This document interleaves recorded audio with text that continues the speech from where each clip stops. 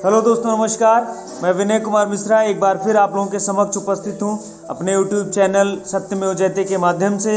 यदि आप लोगों ने अभी तक मेरा चैनल सब्सक्राइब नहीं किया है तो उसको मेरा आपसे निवेदन है कि आप सब्सक्राइब कर लें, उसको लाइक कर लें, उसको शेयर करें और कमेंट करें जैसी मेरी बात आपको लगती हो।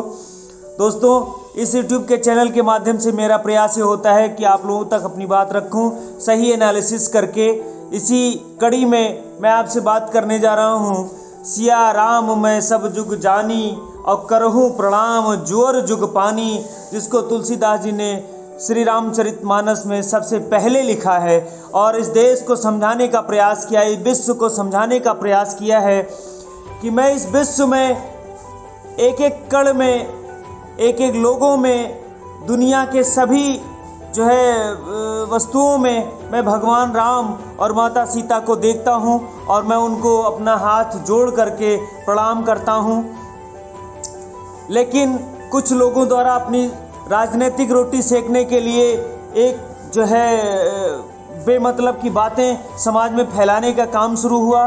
क्यों शुरू हुआ उसको मैं अभी बताता हूं। क्योंकि देश हमारा बहुत पीछे जा रहा है, आर्थिक रूप से, बेरोजगारी में, महिलाओं के उत्पीड़न में, शिक्षा में, स्वास्थ्य में बहुत ही पीछे जा रहा है। उन्हीं सब बातों को ढकने के लिए कुछ ऐसे स्लीपर सेल्स हैं जो समय समय पे निकलते हैं और समाज में ऐसी बातें फैलाते हैं जिससे लोग उस तरफ डाइवर्ट हो जाएं और असली मुद्दों से भटक जाएं। उनका मकसद होता है कि देश के लोगों को धर्म, जात, पंथ, निरपेक्ष इन्हीं सब चीज़ों में जो है उलझाए रखो और जो अपने हक की बात करने वाला है उसको डाइवर्ट कर दो और लोग उस तरफ ध्यान ना दे करके कि मेरे साथ क्या मूलभूत समस्याएं मेरे पास उपलब्ध हो रही हैं। उसके अलावा लोग दूसरों अगड़ी पिछड़ी सबड़ फलाना धमाका हिंदू मुसलमान में उलझे रहें, यही हमेशा उनका प्रयास होता है। लेकिन दोस्तों, ये हिंदुस्तान है। जब इसने अंग्रेज़ों को, मुगलों को और तमाम ऐसे आक्रमणकारियों को नहीं बख्शा तो इनको क्या बख्शेगी। एक ना एक दिन निश्चित तौर पे ये देश की जनता जागेगी और एकजुट होकर के इनको हराएगी और वो बहुत दिन नहीं टिक पाएंगे। दोस्तों, एक रामायण की चौपाई को लेकर के जिस तरीके से तथाकथित समाज सेवक लोग जो केवल अपना स्वार्थ सिद्ध करते हैं, समाज में उठ करके पिछड़ा बन करके उठे और उसके बाद अपना स्वार्थ सिद्ध किए, खुद मंत्री बने, विधायक बने, अपने परिवार में अपनी बेटी को सांसद बनाए और जस्ट अपोजिट पार्टी में हैं, लेकिन उनका कोई अपना नीति नहीं है जिससे वो समाज में सही बात कर सकें और खुद चुनाव भी हार गए। लेकिन चूँकि लोगों को उनको बरगलाना है तो बरगलाएं कैसे, कोई ना कोई बात तो उनको कहनी पड़ेगी। इसलिए उन्होंने रामायण की एक चौपाई उठाई और वो चौपाई थी शूद्र गंवार ढोल पसनारी सकल ताड़ना के अधिकारी। दोस्तों, ये भगवान राम के बारे में लिखित जो किताब है श्री रामचरितमानस महाग्रंथ है, इसको तुलसीदास जी ने अवधी भाषा में लिखा है। क्या कौन नहीं जानता हमारे अवधी भाषा में किस तरह की भाषाएं बोली जाती हैं और किस तरह के शब्द हैं। ढोल गवार शूद्र पसनारी सकल ताड़ना के अधिकारी। उन्होंने ताड़ना को संस्कृत शब्द प्रताड़ना से जोड़ करके बताया कि नहीं, इस तरह के लोग जो ढोल है, गवार है, शूद्र हैं, पशु हैं और नारी ये मारने के अधिकारी हैं। लेकिन ऐसा नहीं है दोस्तों। तुलसीदास जी ने चूँकि सबसे पहले लिख दिया है कि मैं इस विश्व में, इस सृष्टि में, सब में भगवान राम और माता सीता को देखता हूँ, इसलिए मैं सबको हाथ जोड़कर प्रणाम करता हूँ, तो ये विवाद उत्पन्न होने का सवाल ही नहीं है। फिर भी अगर उन्होंने उठाया उसको तो आपको ये जानकारी होनी चाहिए कि ताड़ना का मतलब क्या होता है। मेरे अवधी भाषा में, मेरे गांव में, मेरे इलाकों में तमाम तरह की इस तरह की भाषाएं हैं जो लोग उसका अर्थ का अनर्थ निकाल देते हैं। ताड़ना का अर्थ होता है देखना, ध्यान देना और बहुत ध्यान से देखना। तो जो तुलसीदास जी ने उस महाकाव्य में लिखा है, जो ग्रंथ में लिखा है कि ये सब जो कमज़ोर लोग हैं, जो उपेक्षित लोग हैं, उनको ध्यान से देखने की ज़रूरत है, उनको ध्यान देने की ज़रूरत है, उनको शिक्षा की ज़रूरत है, उनको शास्त्र की ज़रूरत है, उनको जो है रखवाली की ज़रूरत है। इस तरह की जो है उन्होंने चौपाई लिखी, लेकिन उसको तोड़ मरोड़ करके कुछ तथाकथित राजनीतिक लोग जो अपनी राजनीतिक ज़मीन खो रहे हैं, उन्होंने उसको सिद्ध करने के लिए और उसको जो है लोगों को बरगलाने के लिए ऐसी चाल चली कि पूरा देश कुछ दिन पहले उसी में उलझा हुआ था। तब क्या हो रहा था जानते हैं? वही जो 609 पे अडानी भारत या गुजरात कह लीजिए, भारत देश के गुजरात प्रांत के जो केवल एक स्टेट में व्यापार करते थे, कुछ लोगों के सह से उन्होंने व्यापार शुरू किया और उन्होंने चंदा देना उनको शुरू किया। उसके माध्यम से वो आज कुछ दिन पहले वो दुनिया में दूसरे नंबर के सबसे बड़े उद्योगपति बन गए थे। उस समय की इस घटना को दबाने के लिए और जो है भगवान राम की अवहेलना करने के लिए, उनको जो है तमाम बातें उस रामचरितमानस में जो अच्छी लिखी हैं उसको हटाने के लिए और लोगों को ध्यान भटकाने के लिए उन्होंने इस तरह का जो है मनगढ़ंत कूट रचित रचना कहना शुरू किया और लखनऊ में कुछ प्रतियां भी रामायण महाकाव्य की, महाग्रंथ की हमारे जो है जला दी। मैं इसकी निंदा करता हूं, उनको ऐसा नहीं करना चाहिए था। यदि आपको लगता है कि इस किताब में गलत लिखा हुआ है, ऐसा नहीं होना चाहिए था, तो आप ना मानिए। आपको कोई ज़बरदस्ती नहीं कह रहा है कि आप उसको मानिए, लेकिन यदि आप उसको नुकसान पहुंचाएंगे तो समाज में एक रोष जाएगा। और रोष किस लिए था? इसलिए नहीं था कि वो उनको वाकई में उससे दिक्कत है। उनको ये था कि हमारा देश चूँकि अंतर्राष्ट्रीय स्तर पर भी पिछड़ रहा है, विदेश नीति में भी पिछड़ रहा है और जो है अडानी के मामले में बहुत बड़ा नुकसान है LIC को, पंजाब नेशनल बैंक को, SBI को, जो भी उनको लोन दे रखे हैं बैंक, और हमारे LIC को जो गांव में, घरों में, लगभग हर घर में LIC की पहुंच है, उनसे ध्यान भटकाना था। LIC का पैसा, SBI का पैसा, ये सारे हमारे जो है देश की पूंजी हैं और इनको जो है वर्तमान सरकार ने उठा करके अडानी के समूह में लगवा दिया, अडानी के बिजनेस में लगवा दिया, जिसकी वजह से बहुत बड़ा नुकसान हमारे देश में आर्थिक हो रहा है, होता चला जा रहा है। अभी 33वें नंबर पे हैं, एक महीने में ही 2 नंबर से विश्व में दूसरे नंबर से विश्व के 33वें नंबर पे पहुंच गए। म्यांमार में उनके भाई एक कंपनी चलाते हैं, उस कंपनी का कोई बेस ही नहीं है, कुछ नहीं पता है कि वो कंपनी में कितने एम्प्लॉई हैं, कितने क्या है, ना कोई एम्प्लॉई है, ना कुछ, बस केवल बिजनेस कर रहा है और शेयर मार्केट बढ़ाने का काम करता है अडानी ग्रुप का।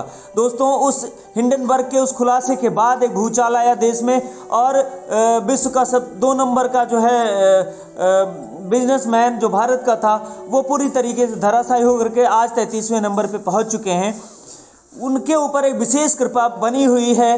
अभी भी देश के हितों को छोड़ करके मित्रता ऐसी होनी चाहिए हमारे प्रधानमंत्री जी की, जिन्होंने मित्रता धर्म बहुत तेजी से निभाया, लेकिन राजधर्म नहीं निभाया। उनके ही पार्टी के वरिष्ठ नेता पूर्व प्रधानमंत्री अटल बिहारी वाजपेयी जी ने कहा था कि जब आप पद पे बैठ जाते हैं तो आपके लिए कोई रिश्ते मायने नहीं रखते हैं, आपको सबसे पहले राजधर्म निभाना पड़ता है। रामायण में भी यही बताया गया है कि भगवान राम ने केवल राजधर्म निभाने के लिए अपनी पत्नी तक का परित्याग कर दिया और उस धर्म को ना निभा करके वो केवल मित्रता धर्म निभाने में जुटे हुए हैं, अडानी को बचाने में जुटे हुए हैं। अभी भी तमाम जो है लोन उनके लिए जो है पक्का किया जा रहा है, उनको दिलाया जा रहा है कि किसी तरीके से उनका बिजनेस बचा रहे, जिससे चूँकि वो जानते हैं कि संघ और भाजपा केवल चंदे पे है और अडानी के माध्यम से ही, अडानी ही लेकर आए थे, अडानी ही लेकर जाएंगे, जैसा नारा भी अब चलने लगा है और देश का हर एक नागरिक जागरूक होने लगा है।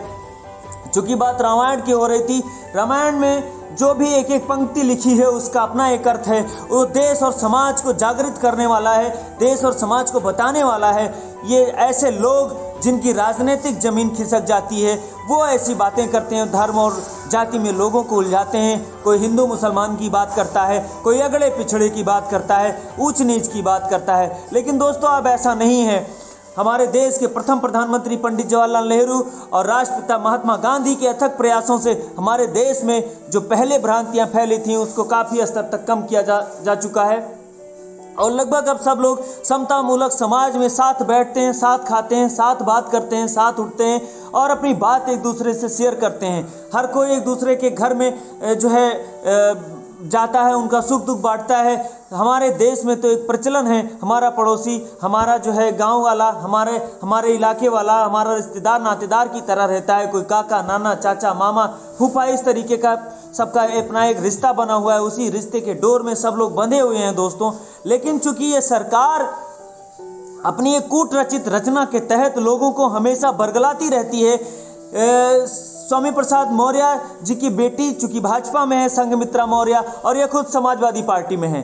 समाजवादी पार्टी के मुखिया अखिलेश यादव जी ने एक वक्तव्य दिया कि मैं भी शूद्र जाति का हूं। अरे भाई साहब, शूद्र जाति के आप हैं, ठीक है, चलिए आप आरक्षण खत्म कर दीजिए। मैं कहता हूं कि आप समानांतर हो चुके हैं, अब आप शूद्र जाति में नहीं हैं। अब आप आरक्षण खत्म करने की वकालत करिए, या फिर आप ऐसा करिए कि आप सारे बाजार में खड़े होकर के स्वामी प्रसाद मौर्य जी, मायावती जी और अखिलेश यादव जी, आप लोग सारे बाजार में खड़े होकर के कसम खाइए कि आप आरक्षण का एक लाभ नहीं लेंगे, अपने उस गरीब भाई को उस आरक्षण का लाभ दिलवाएंगे जिसके लिए वो आरक्षण व्यवस्था बनाई गई थी। आरक्षण व्यवस्था खराब नहीं है, लेकिन आज उसी समाज में जिसके लिए आरक्षण बनाई गई है, उसी समाज के लोगों के पास पावर है, पैसा है, वो उसका भरपूर लाभ उठाते हैं। लेकिन जिसके लिए बनाई गई है, जो उसका असली हकदार है, उसको नहीं मिल पाता है।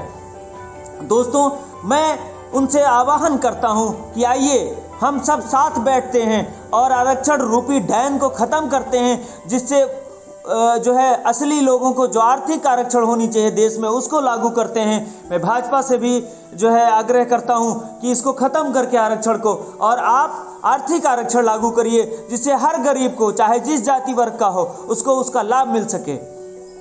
लेकिन चूंकि राजनीतिक रोटियां सेकनी है आपको, आप शूद्र, ब्राह्मण, फलाना धमाका करते हो। मोहन भागवत जी जो आरएसएस के प्रमुख हैं इस टाइम, उन्होंने बताया कि जो है जातियां ब्राह्मणों ने बनाई। अरे सर, आपको नहीं पता है क्या वेद पुराण हमारे सब झूठे हैं? अगर आपने इस तरह का वक्तव्य दिया तो आपने रामायण पे सवाल पैदा किया, आपने गीता पे सवाल पैदा किया, आपने हमारे जो पुराण हैं उन पे आपने सवाल पैदा कर दिया। आपको ऐसी बातें नहीं करनी चाहिए थी। किसी व्यक्ति विशेष, किसी जाति विशेष के खिलाफ आपको ऐसी बातें शोभा नहीं देती, वो भी इसी देश का हिस्सा है। दोस्तों, मैं आपसे एक बात और कहना चाहता हूं कि चूंकि देश बहुत ही घोर संकट में है, यहाँ कर्जे का पूरा अंबार लग चुका है। विश्व बैंक का कर्जा इतना ज़्यादा हो चुका है, जो पिछले 60 सालों में नहीं हुआ था, वो पिछले 8 सालों में बहुत ज़बरदस्त तरीके से बढ़ चुका है। मैं आपसे अनुरोध करता हूँ कि जागिए, उठिए। इन सब जो है तमाम तरह की जातियों की बात करने वाले, समाज विभेद की बात करने वाले, हिंदू मुसलमान अगड़ा पिछड़ा में बांटने वालों को जो है ऐसे लोगों से सावधान हो जाइए और एक ऐसी राजनीतिक व्यवस्था स्थापित करिए जो हमारे स्वास्थ्य की, जो हमारे शिक्षा की जो बात करेगा, जो महिला सुरक्षा की बात करेगा, जो हमारे संसाधनों की बात करेगा। मैं उसके साथ खड़ा होऊंगा। इन्हीं बातों के साथ मैं आपसे विदा लेता हूं। जय हिंद, जय भारत, जय देश, जय युवा।